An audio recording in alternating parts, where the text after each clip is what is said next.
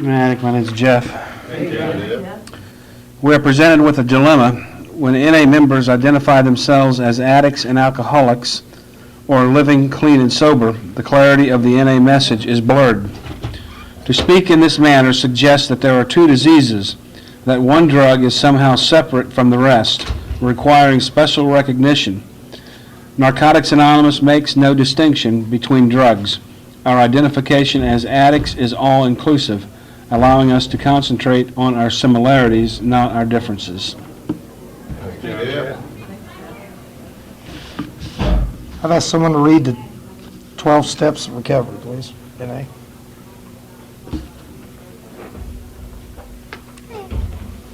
Thank you. I'm an addict. My name is Cheryl. Hi, family. The 12 steps.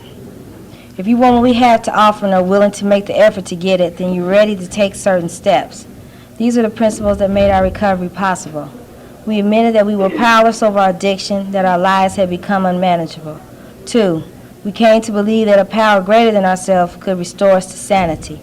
3, we made a decision to turn our will and our lives over to the care of God as we understood Him. 4, we made a searching and fearless moral inventory of ourselves. 5, we admitted to God, ourselves, and to another human being the exact natures of our wrong. 6, we were entirely ready to have God remove all these defects of character. 7, we humbly asked Him to remove our shortcomings. 8, we made a list of all people we had harmed and become willing to make amends to them all. 9, we made direct amends to such people whenever possible, except when to do so would injure them or others. 10, we continue to take personal inventory, and when we were wrong, promptly admitted. 11, we sought through prayer and meditation to improve our conscious contact with God as we understood Him, praying only for the knowledge of His will for us and the power to carry that out. 12, having had a spiritual awakening as a result of these steps, we try to carry this message to addicts and practice these principles in all our affairs. Thank you for letting me. I've asked someone to read the 12 traditions, please. Did I get that right?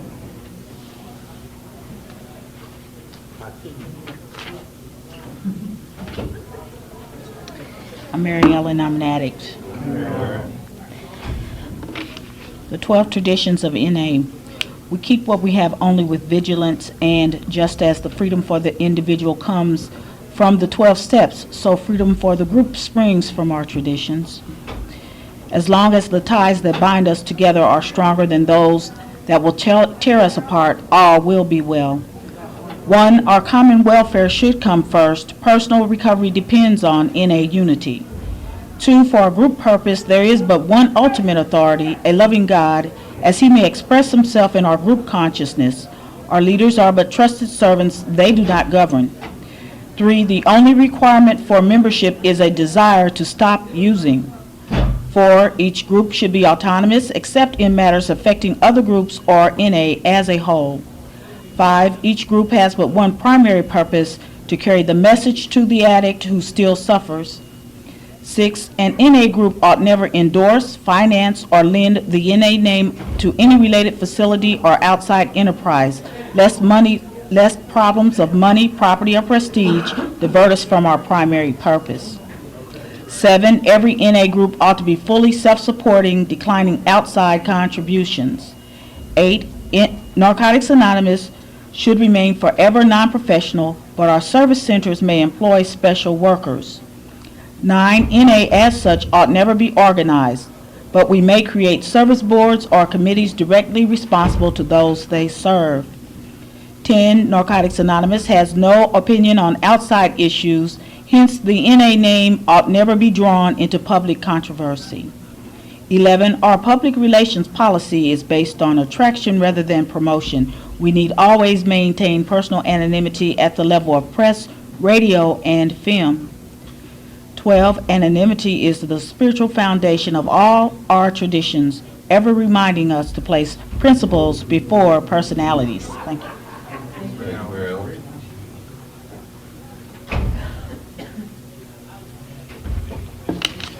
Okay, this workshop is on illness and recovery.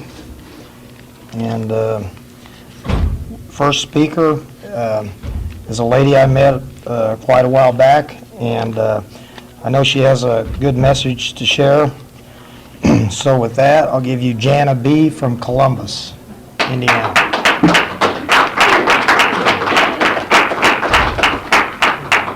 Okay.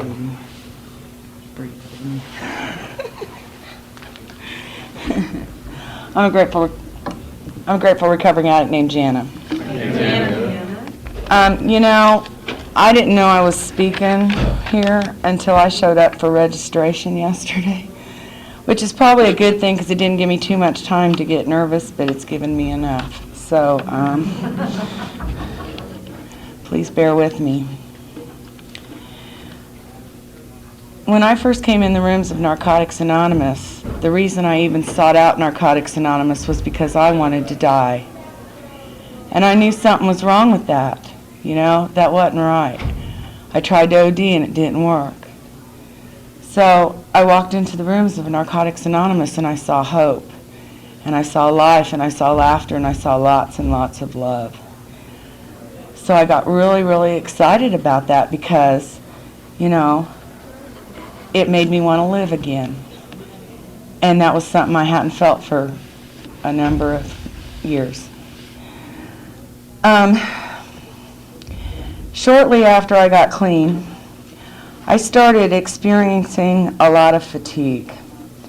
And not just normal fatigue, but really extreme. And so I decided that since they were telling me I had to change everything in this program, and that I needed to do things for myself, I actually broke down and went to the doctor. And that's something I didn't do when I was still out there, that's for sure. It took a while. I had to go to 2 or 3 doctors for them to figure out what was wrong with me. They ran some blood tests, and they diagnosed me with hepatitis C. I spent a lot of time online and researching to find out just exactly what this was. What they did tell me is there's no cure for it, and once you have it, you're going to have it. That was pretty scary. And it really, even though I tried to figure it out, it really doesn't matter how, when, or where it came from. The reality was I had it, and I have to deal with it. So, about this same time, I was also having some pain in my right side. So they told me that I needed gallbladder surgery. I needed to have my gallbladder removed. It was really bad. Now, you have to understand that when someone says gallbladder surgery to me, I freak out. Number one, I never had surgery before.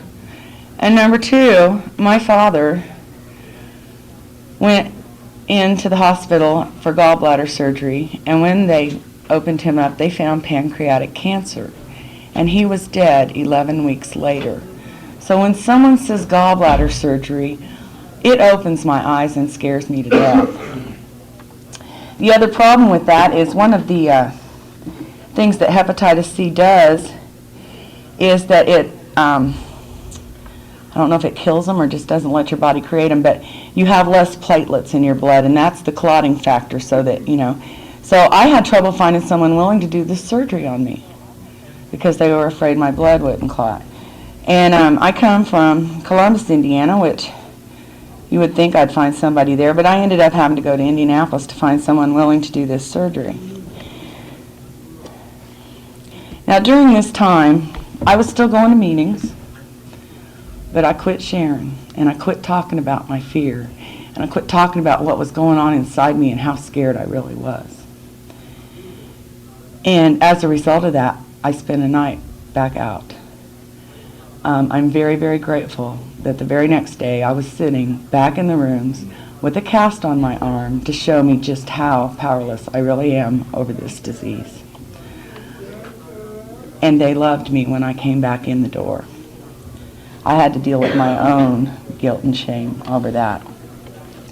So, about a couple weeks after I came back, I went to Indianapolis for this surgery. And when I came to in the recovery room, they said, "By the way, we didn't remove your gallbladder." And I said, "What do you mean you didn't remove my gallbladder?" And he said, "It was unsuccessful." He said, "You nearly bled to death twice, so we just closed you up." What they discovered while they were in there, though, that was my blood was backing up because my liver was no longer working. And they told me that I was going to have a liver transplant. Well, I didn't know anything about that either, so I started doing all that research. And they sent me to yet another specialist in Indianapolis. Now,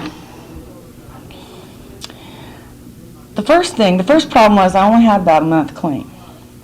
You have to have a year clean before they will even consider putting you on the waiting list. Secondly, they told me I was pretty sick. However, it also depends on how sick you get as to how far up the list you go. So, and then the one thing that really got me was what they told me was there is no guarantee of finding a match, and it's really not likely. If we do find a match, you have a 50% chance of surviving the surgery. Oh my God, that scared me to death. So I went back to my home group and other meetings, and I started sharing about that. The other thing that scared me really bad was I would get all this information, and the information I got from the Indianapolis area was that they put out these little survival rates of people who have had transplants, and the numbers only went to 2 years. So I wasn't real sure, And so I went back to the rooms, and of course this time I did not quit talking about what was going on with me. I started crying and moaning and groaning in every single meeting that they would let me walk into, which actually, believe it or not, was all of them, which really surprised me. And they let me keep coming back and doing it week after week after week.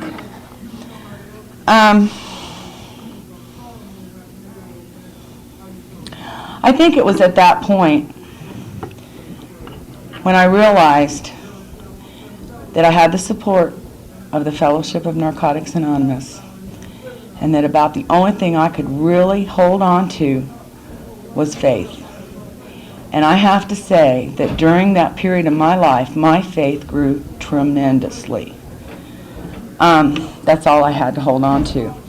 Something else that was real helpful for me was I heard it shared that, and I know it comes from the basic text. I don't quote real well, so I don't know. But when we share our pain, it's divided, and when we share our joys, they're multiplied. So I shared a lot of pain. At the same time, another one of the little things, because the liver does a whole lot of stuff that I had no idea it does. And one of the most important things is it cleans the toxins out of your blood. So what they found out when they found out that I needed a liver was they gave me a second diagnosis because they told me I had cirrhosis as well. So they told me that since I wasn't even eligible for the waiting list yet, they were going to put a shunt in my liver to let the blood flow through so that I could continue to live. And I had to go get that done, and I'm not going to go into details, but that was probably the scariest thing, because at least when when I had surgery, they put me under. They kept me awake for that one, and that was really, really scary. And I shared in the rooms, and I cried, and I kept saying, "It's not fair. I wanted to die when I got here. You guys gave me the hope to want to live, and now they're telling me I'm going to die. I don't get it. That is not fair." Of course, then I got the old, the fair comes around once a year. So, which wasn't real helpful for me at the time, but,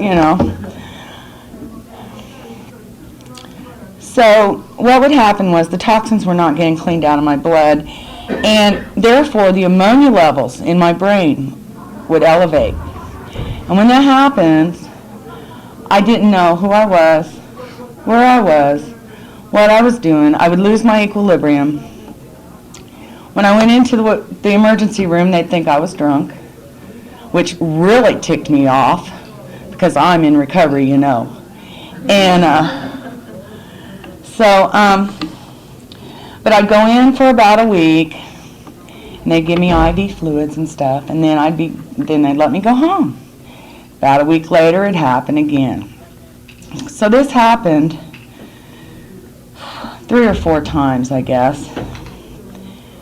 And finally, the last time I went into the hospital in Columbus, they said, you know, they didn't even want to deal with me anymore. And they sent me on up to Methodist in Indianapolis. And by this time, they had given me a pager. And I was carrying around a pager. And all I can say is it was pretty ironic. I had a pager. It went off 3 or 4 times, and it wasn't who it was supposed to be. My only figure was that it was somebody trying to get a hold of their dope dealer, and they got the wrong number.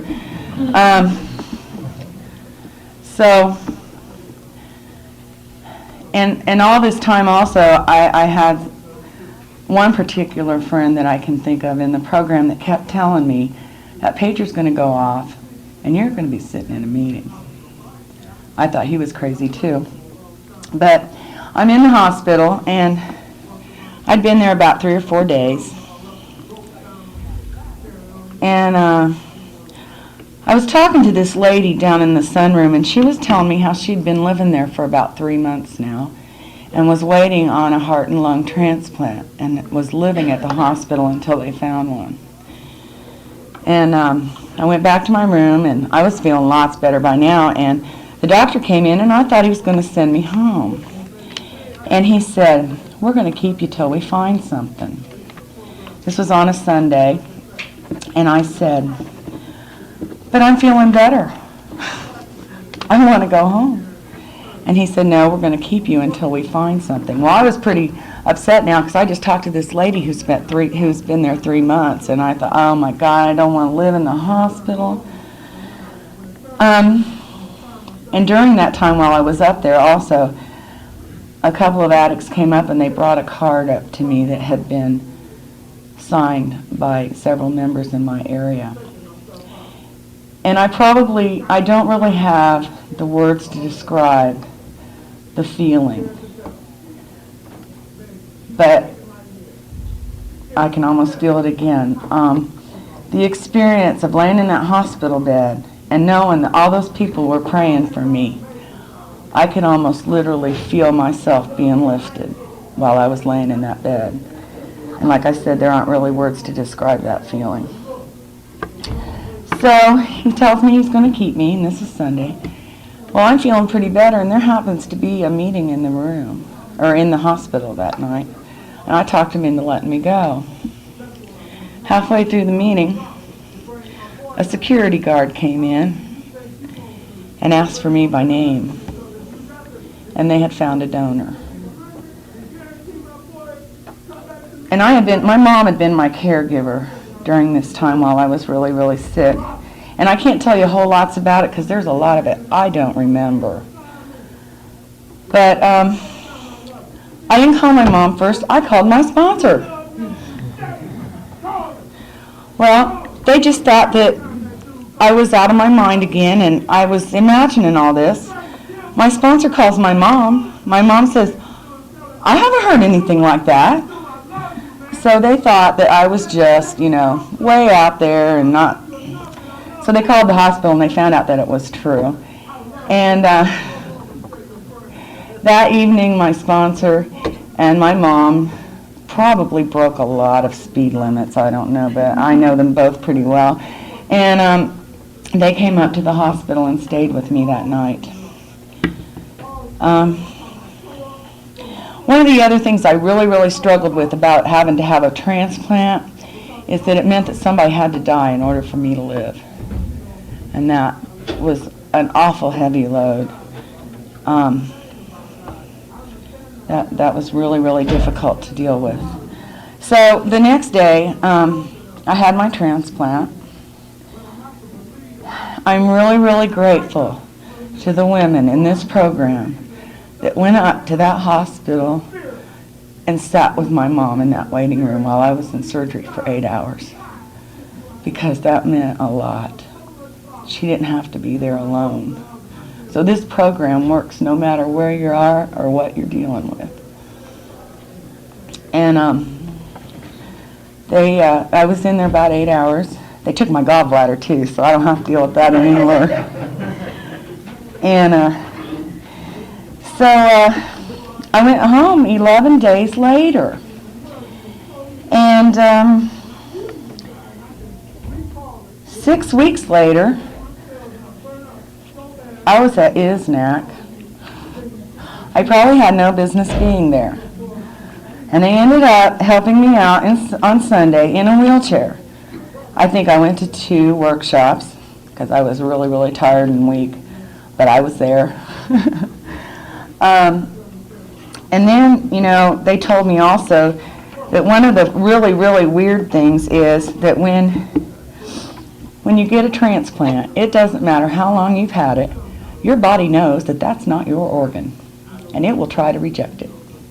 So I take immunosuppressants, and I asked them, I said, well, what do you think after it works for like 4 or 5 years, your body'd say, okay, it's doing a good job, we'll let it alone. And they said, no, it's a forever thing. So, and I had a whole lot of talks with my sponsor and other members of this fellowship about having to take medications. Because when I came in here, it wasn't okay to take pills. And I'm really, really grateful for those folks who encouraged me to do what I needed to do to take care of me. So I had this transplant, and the weirdest part about it was during all this time, you know, I planned my funeral because I had a lot of hope, but I didn't have any expectations. And I remember when I became conscious again in the recovery room, my first thought was, oh good, God's not done with me yet. But then my next thought was, what in the world does he want me to do? Because I hadn't even thought about that. So I went back to school in August of that year. And I've dealt with a few rejection episodes. I've been very fortunate that the first treatment they've given me has worked. About a year after my transplant, I got diagnosed with diabetes, which is it not only does it run in my family, but it's very common for transplants. But they told me I couldn't take the pills. I was going to have to do insulin. And, you know, when I got to this program, I developed a very, very healthy fear of needles. And they told me I was going to have to start doing that again. That was really, really scary, and I went outside and got some professional help to be able to reframe that so that I can do what I need to do. But I had a rejection episode. Well, shortly after, first of all, let me backtrack just a bit. Shortly after my transplant, the coordinator called me because I have my blood labs done every month so they can watch the levels. And she called and said, well, something's really weird. And I said, what do you mean? And she said, your hepatitis C is not showing up in your blood work. And I said, well, isn't that wonderful? And she said, but you don't understand. Just because you got a transplant doesn't mean it goes away. And I just said, I know, you know. But it was, at that time it was low enough they didn't even have to treat it, which was wonderful. About a year ago, I had yet another rejection episode. And the first thing they do is a biopsy.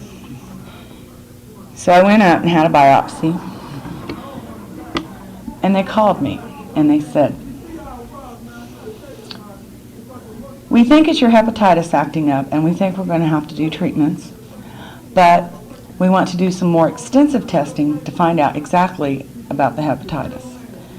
So I said, okay, and I went and had all this blood work done, and they called me back and said, "Well, it's not hepatitis C. You've been misdiagnosed for 6 years now." And I kind of laughed at that because it was showing up in my biopsies before this, okay? It wouldn't show up in my biopsies unless I had it. But I know that doctors are scientific, and they have to see numbers and have statistics and all that kind of stuff. But you know, I have an awesome God in my life today that performs miracles on a daily basis. So I truly believe that He took that away from me. The next thing they've decided now, recently, I have a new hepatitis. I have autoimmune hepatitis. And when I said, "What in the world's that?" they said, "It means that your body's creating it and then trying to fight it off." And I said, "Well, that's crazy. Can't I just tell it to stop it?" And they said no. So I do still have that. However, it's not nearly as serious as hepatitis C, and I'm very, very grateful for that. As far as those statistics, you know, I said that it only went out for 2 years.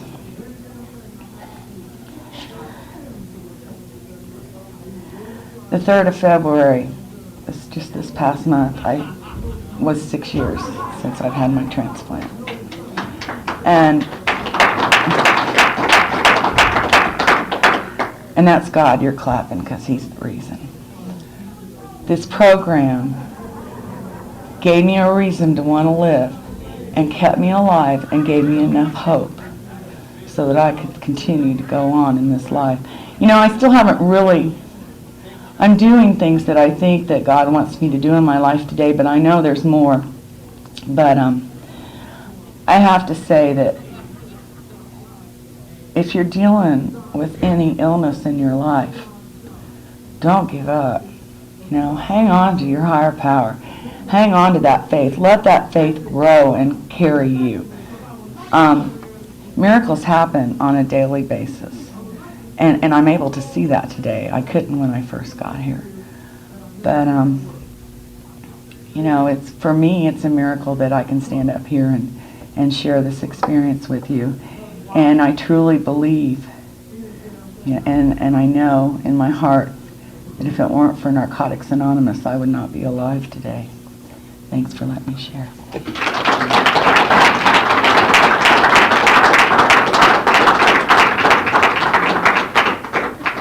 Thank you, Jana. Next speaker is Reine from Fort Wayne. I don't know him very well, but welcome, man.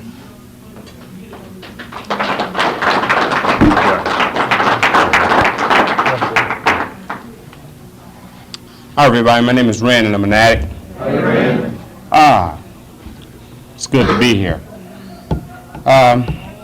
You know, God brings hope when you don't even expect it. I just tell you, it's a wonderful program that we have. And we're very fortunate people to have a program like this that teaches us that it's not just a drug, it's other things that we have to work on our lives in order to change, to become the people that we'd always hoped that we could become. And that's what my goal is to become the person that I've always dreamt of being. And not only that, it's to serve God in whatever way and whatever possible thing that I could possibly do. I've had, this is about illness and recovery, and I've had a couple of them in my life. And what it's done for me is given me strength. It's increased my belief no, I don't want to say belief, it's increased my knowing ability that God is here and works. Because for me, there's a difference in believing that there's a God and knowing that there's a God. If you know something, you know it, period. Nobody can ever take that from you. And belief means I'm hinging on knowing. So I know that there's God, period. I'll start with a period of time in my life when I was coming around to the fellowship for I think I had about a year and a half clean. And my brother used to come to this, he never came to this fellowship. I remember taking him to a treatment center one time. And he was always a lot more active than me. I want to say a lot cooler, a lot hipper, or whatever, okay? And I was always this person who wasn't that. And I remember taking him to a treatment center, and then I remember after that not talking to him too much about it because I didn't know anything about Narcotics Anonymous or anything like that. Now, I've used drugs for most of my life. Most of my life. So I remember waking up one Sunday morning, and I woke up and I had this big old home, and I had this mirror over the fireplace. And I looked in the mirror, and I didn't see a reflection anymore. It was like in the Dracula movie where you don't see your face anymore, and I didn't see myself anymore. The next thing I knew, I said, oh man, I need some help.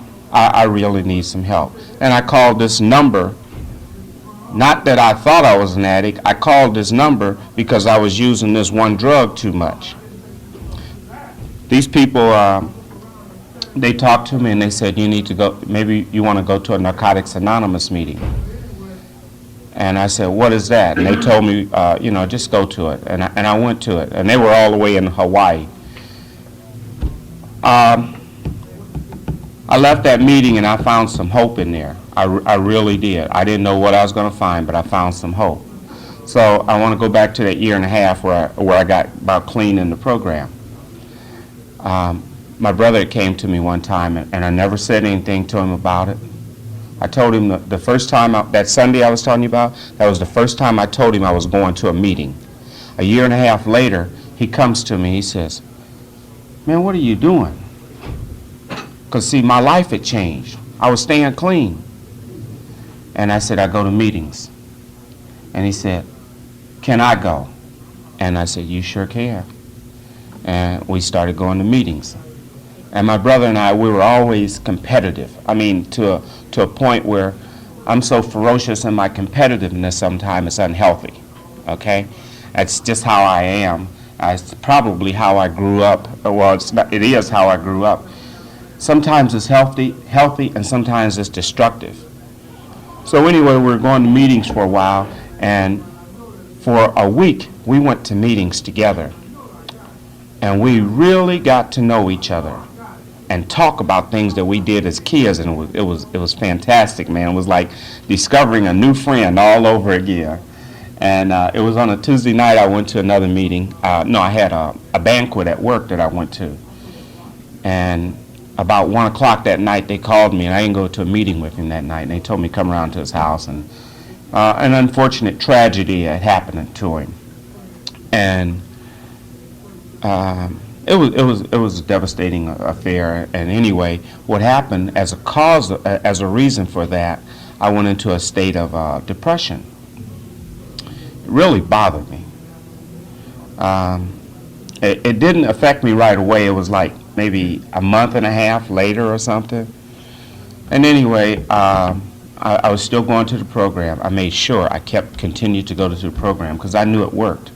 And I had resided myself to say to the fact that nobody else needs to die in the manner in which he died. And if I could go to meetings and do things about it, that's how I would honor my brother. So anyway, I remember going to the hospital, and they kept me for a day or so. And there was a friend here in Fort Wayne, and she's since moved to Indianapolis. They sent me home with these bag of drugs. And unlike somebody else, you don't take drugs, man, in this program. Drugs are drug, And I said, okay. So I'm getting home, and I'm in a dilemma. And my dilemma is, do I take this or don't I? I called this lady up, and I had headaches, I was vomiting, a couple other side effects. So I called this lady and I said, I'm having all of these problems, and I need to know, do I continue to take these drugs? And she gave me something that I've always honored. She didn't say yes. She didn't say no. She told me, you need to talk to other addicts. You need to get with your God and talk to God. And your answers will be provided for you on your situation of what you need to do. I started doing that. Started doing it, talking to God. The next day, I walked in the bathroom, flushed the pills, flushed everything that I had. I picked up this paper because, you know, I wasn't used to doing a lot of reading. I picked up this paper. It came with the pills. It says side effects, diarrhea, headaches, all kind of stuff. All the symptoms that I'm suffering. That's what's happening with me. I flushed them. I said, God, take care of me. I know it might sound a little strange, you know, but it wasn't strange for me. I truly knew that I was going to be taken care of. Got through it. Everything was fine. Good deal. I like that. I've since had back surgery at one time. I'm okay. Perfect. God has touched me, recommitted my life. 13 years into the program. I know I have hope. So that's 2 years ago. Yeah, 2 years ago, I went to the doctor. I was 13 years in the program. My doctor said my blood work came back funny for a life insurance. And I said, I took it into my doctor, and I said, would you look at this? He says, well, hang on, let me have another doctor look at it. So another doctor looked at it, and he said, hey, come on over here. And he took some blood from me, came back positive for hepatitis C. I'm saying, damn. And I can remember this so vividly. I'm sitting there, and I'm waiting for the results. And it's like if you're a chicken, you caught with a fox in the hen house, you know you're going to be devoured. So I'm sweating, and I'm wondering, oh, man, what am I going to do here? And I'm sad inside. And all of a sudden, for these 10 minutes, I'm hopeless. I don't have anything inside of me. And the lady came in, and she says, the doctor came in. He says, well, you have it. And I sit there, and everything left me. And I started to cry. I started to feel, why me? I'm thinking to myself a little bit later on, why not you, Reine? Didn't you stick needles in your arm? Didn't you do all of these things to put this upon you? Nobody did it for you. You chose to do this. And it's true. I chose to. I'm sitting there, man, and I got a friend. I got a friend like everybody had. If you're in this program for a while, you develop relationships. You develop them. I was telling this guy, man, I was so sad. And I don't mind showing my feelings to anybody anymore. I don't mind crying. I don't mind being excited. I don't mind being loving. I don't mind being caring. These are the things that I have to do to take care of me. I've learned how to become a man, people. I finally grew up and became a man sometime during this process of these years that I've been in recovery now. He looked at me. He says, hey, look here. He says, we're going to get through this. I'm thinking, damn, man, I got it. You ain't got nothing. He says, we are going to get through this. Doesn't know what he did for me. He still has no concept. When somebody takes on my issues as their issues, that is nothing but strength. Nothing but strength. I'm sitting there and I'm thinking, okay, we're going to get through this. I found hope in darkness. through somebody else. They said, we are going to get through this. So I got to talking to the doctor and stuff, and he wants to put me on this experimental medicine and stuff. I don't know what to do. I started looking for it and researching it and finding out different things and all the things that could happen and stuff. And see, I have no insecurities about if I'm clean or not. I know I'm clean. 16 years, April 3rd of this year. It'll be 16 years. So I don't go for that. This, you don't do this, you don't do that. Everybody's recovery, we recover as a group, but everybody's recovery is an individual at some times. So I'm sitting here and I'm thinking to myself, okay, do I want to do this? Now, as the other lady spoke and said, she said she has a fear of needles. I talked to some people in the fellowship who've had this same issue. I talked to about 6 of them, and I got some books and I read. And I was talking to out of the 6 people who in our fellowship in this area who would talk to me about it. 2 of them went on the program. No, 6 of them went on the program. 1 doesn't have the virus anymore in his system. And I said, okay. And I started praying again. As a friend of mine says it all the time, I'm a praying man. I said, God, what should I do? I need to know what to do. So I decided I was going to go on this program and take this. Now, in this program, you have to give yourself a shot once a week. And I thought, okay, I'll do this. And the first time you give your shot that, it's like you're putting something different all in your system, and your body is totally saying, what is this? I gave myself a shot, and my wife and I said, well, let's go to dinner over here. I get over to dinner, I'm sitting there, and the next thing I know, I got this thing coming on like gangbusters.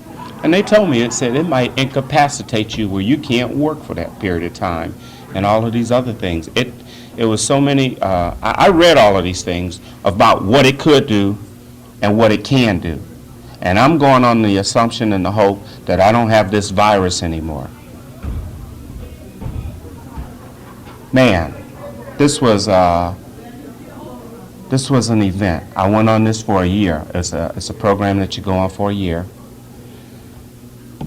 6 months into the program, nurse walks in.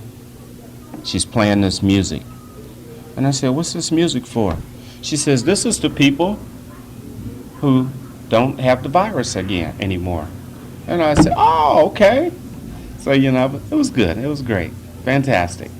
And I never felt bad. I just went by taking a report. I've never felt bad or anything. I just happened to whatever. So as I'm completing the program, and I don't get sick anymore. I didn't get sick anymore. All of a sudden I could work. I could do everything I would. I'd say maybe 18 hours after I took it, I might feel a little something. I'd take a couple ibuprofen and everything was good. Because I've since talked to other people and stuff, and they go through where they can't work, they can't do a thing. And I feel for them.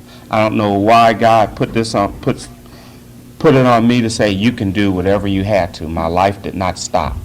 It stopped to a point where I knew I had to relax a lot more than what I used to, because I'm always one of these people that is always going out and doing it. So anyway, when I walk back in for a year, I'm elated. And the doctor comes in, the nurse comes in, and they're not smiling. And they don't have to tell me nothing, I already know.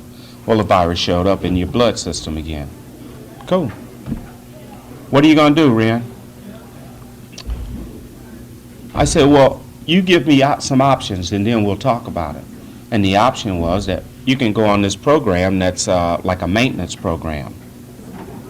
And I decided, I said to myself, I'm tired of shooting myself again. I came in here to stop doing that. I find myself 15, what your will is, and make it loud and clear so I don't get any misunderstandings of what your will is for me. I have to do that. And see, I know God will speak to me through the people who are sitting in this room, through the people that I meet on the street, through the spiritualness that life has to offer. I know God speaks to me in that manner. So I'm going back into this doctor's office, and I'm sitting there, and he says to me, he says, well, we got these things and all of these other things. And I said, I kind of said to him, because one of the side effects of the thing I was taking gives you gout. And I had my first case of gout. And he came in, he says, well, and I said, I don't know if I want to take this maintenance plan. He says, you can't anyway. I said, well, why not? He says, you have gout. It gave you gout. You can't take it. So, I'm taking that as God speaking to me loud and clear. Don't do it. Let it go. That's what I did. I let it go. I've always felt good. I still feel good. I don't know what's going on with it. It's just there. Sometimes, if it's dormant, it's not going to do anything to you. It's just dormant. But there can be a stage when it acts up. And see, what happens is we as addicts, since we don't know what goes on, the fear will make us do other things and think about things. I don't go that way anymore. I know that for them 30-something years that I was out there getting high and being an experimental rat out there, sticking stuff in my arm, taking it here and everywhere, I know that God took care of me then. Now that I'm doing God's will, I already know that God's going to continue to take care of me. I have down days. The days of the mental anguish sometimes, but I get with people who are positive in my life and give me things. Coming in here, hearing that lady speak. That wasn't me coming in here. I have somewhere to be at 6:15. I already told my wife I'll be there late about 6:30. So, see, God, she didn't know she was speaking. God knew she was speaking, right? Because, see, he says, Reine, I got a message for you, and I need you to hear this. That's how God speaks to me, where I know that I'm being spoken to, and the message is directed at me. Just like you know when a message is being directed at you. This program is awesome. It works. There's and I'm not very good at quoting either, but there's something, we were reading something the other night, and it says Narcotics Anonymous offers,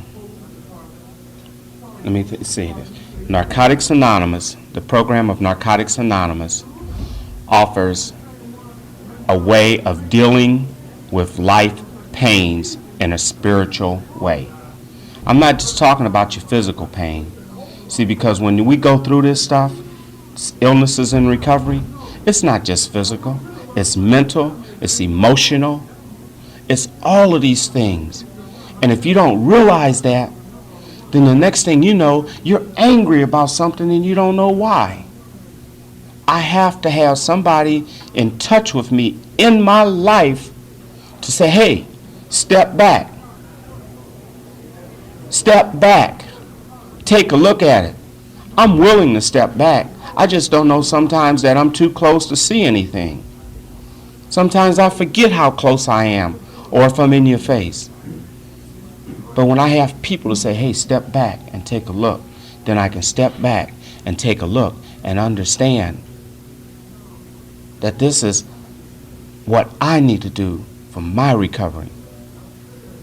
I love this program. I really do. I give it all that I have in a lot of ways. And I try and be as humble as I possibly can. Sometimes it doesn't happen. Sometimes I have to step out of myself, and that's because I'm human. But I have a friend, and I was talking to this person the other day again. And what happened is I think about 4 or 5 years ago, I decided, you know what I need to do? I need to start my morning off with prayer. And I thought that when I first came into the program. But 4 or 5 years ago, I said to myself, you know what? I get so involved in the morning that I'm rushing to do everything. And I find myself in my car or driving to work saying, God, I need to talk to you now. And we're talking. And that's good. That's good. Because you need to have this communication. But I need to take the time out in the morning to be able to listen so that I can do. So what a friend and I have arranged is we arranged that each morning we'll call each other about 5:30, and we'll get on the phone and we'll pray together. Now this has been going on for about 4.5 to 5 years, and I find strength in that. And every now and then we'll call each other during the day, and I remember I called him during the day, and I started getting smart with him and said something to him when I let him go that morning, I said, "May God walk with you," or something like that. And he told me, "Oh, you still ain't found God today, have you?" Because I was getting kind of, I was getting a little cranky with him and stuff. And he says, "You ain't found God yet today, huh?" And I said, "Oh, okay, I got you covered, man. I got you covered." Little subtle reminders are the things that take me back to where I need to be. They really do. Just a little subtle reminder. And I'm so grateful for the people that are in my life. I just truly am grateful for all of these opportunities I have. You know, I don't know what's going to happen to me. If anybody in here knows what's going to happen to them, I'd really like to talk to you after this meeting. Because I don't think anybody knows. And we walk by what God puts in us. And one of the scary factors to me is I didn't know my dad until I was about 22.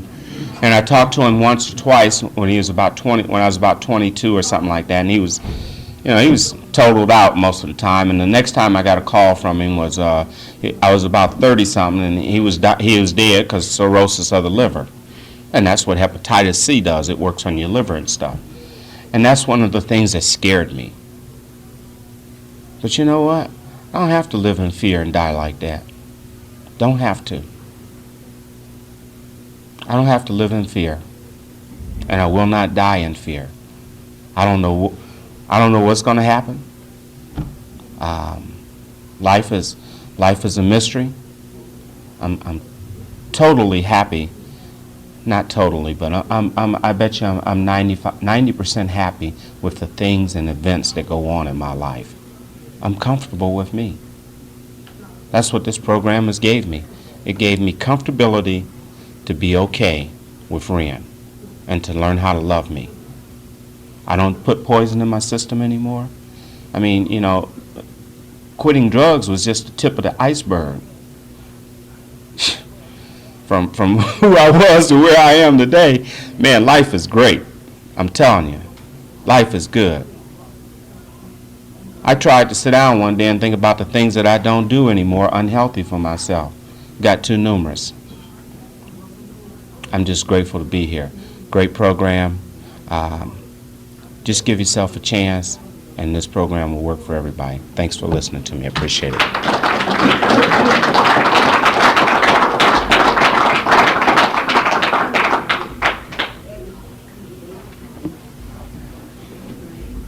Okay, this ends at 6 o'clock, and it's like 2 minutes till, so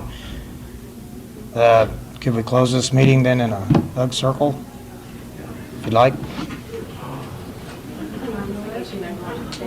No.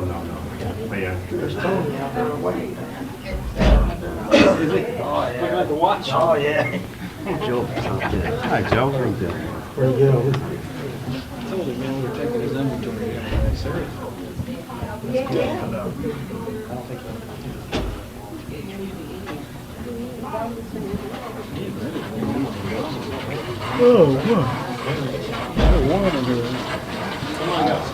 I don't know.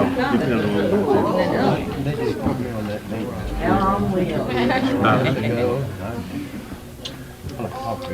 Okay. We have a moment of silence, followed by a wee version of Surrender Prayer for the addict that suffers inside and outside this meeting.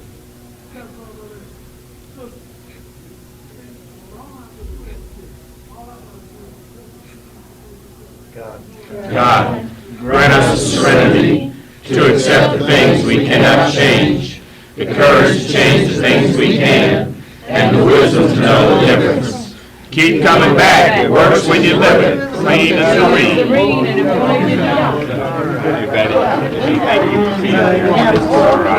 Thank you. right, okay.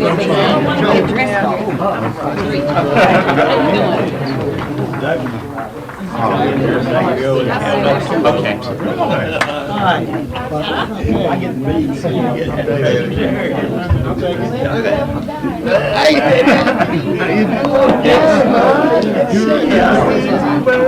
What's up, man?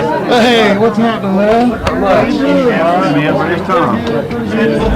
Yes. Doing a lot better since I got a meeting down. Oh, yeah. Well, I need this one. I like right. And what I found out, I did go to before I gave myself a shot. When I gave myself a shot, right after I think I and then take another 800 when I started to Yes. I lost 17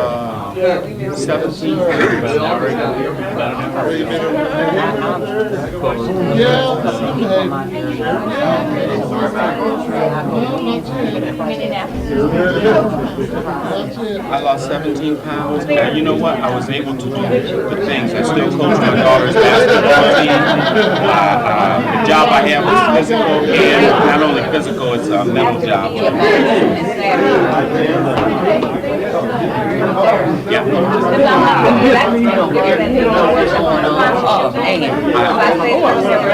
That medicine can bring on depression. What I did, yeah, and what they asked me to do is to take something. I said no. I said I'll go to a psychiatrist, I'll go to a therapist, I'll take my meetings, I'll pray with you, I'll do all of those things, but I will not take something. I made it one at a time. Bad boy? She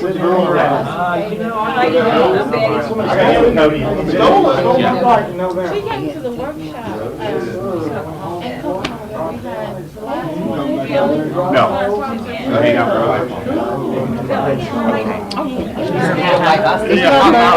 Hang on here. Yes, I am. Hang on. You know that there's been some estimates that up to 70% of the NA membership has Hep C. Oh yeah, dormant. Yeah. You know what I did? No, I'm I made it. You know what I did? When I found out and I got over my fear, I went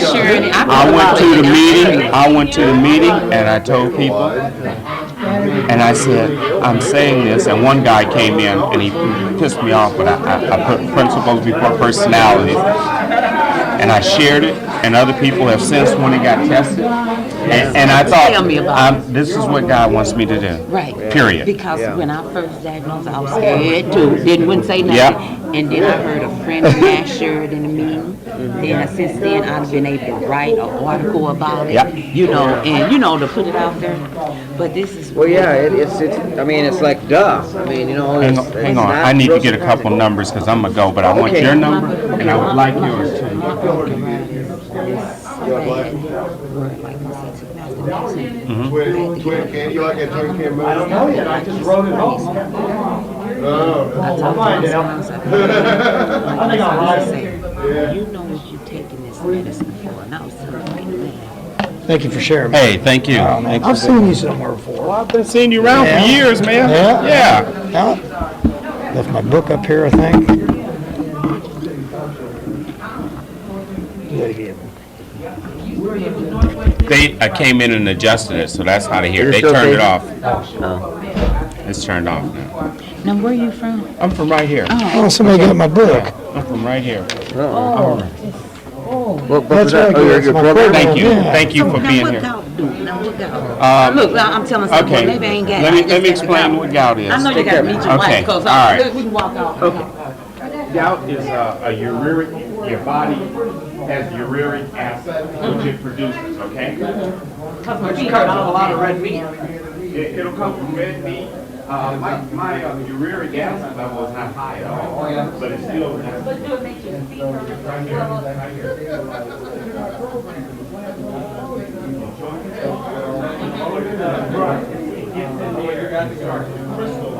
There was not a lot of recovery, showing up to And crystal, you have either allopurinol, which keeps your uric acid levels down, or something else that will take the pain relief. I never thought I'd be a medical person. So do you have to take pain medicine for it? I don't take pain medicine.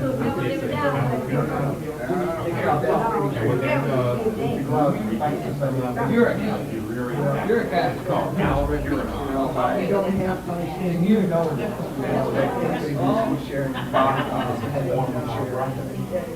Somebody can do it. It's just like, there's no such thing as a bad fun. There's no such thing really as a bad thing. There's nothing else you can learn how not to do it. You know? But,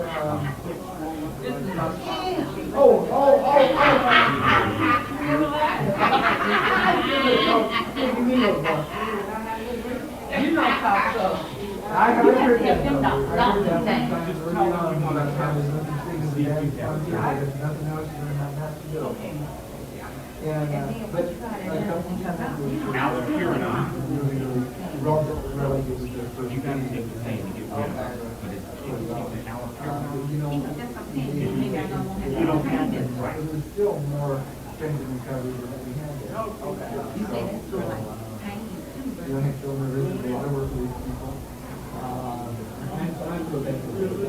I freaked out. They weren't allowed to come for about a week. I couldn't go on. So I drove all the way down to work with this commission. Then 2 hours on my lunch hour. Of course, I'm only when we're at it. I'm not speaking to the group, you know, and they were all into this whole fighting. These papers. And of course, I said, you know, I'm not responsible for this. You know, I can tell you when they got there, when they left. I can't do it anymore. I'm not doing it. I'm not working for the court. I'm not working for the court. So I was all over my stuff and all this shit. I thought, I was going, you know what? This has got to be my higher power thing. I've got to get it. Because very much going on. Most people, yeah. So I did very much. Okay. They were being temporarily punished for it, showing for going on all the time. Okay. But, you know, my part in it, I really have part in it. I gave him for 5 years. Oh, okay. I gave him for 5 years, for 7 years. You know, because I'm doing them a favor, and you do them a favor.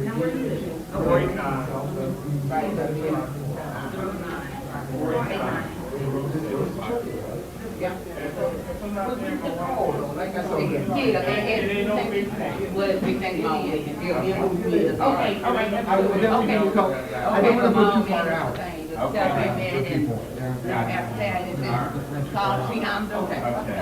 Yeah, how you doing, man? I'm Reine, man. Reine, R-E-N. Yes, I am. Okay. Yes. Yes, I don't run it. I work with the Ed. I talk to you, we talk. I just seen Ed and Gary, man. I just seen Ed and Gary. Yeah, I just seen it. Okay, I got you now. Yeah. Yes, we have.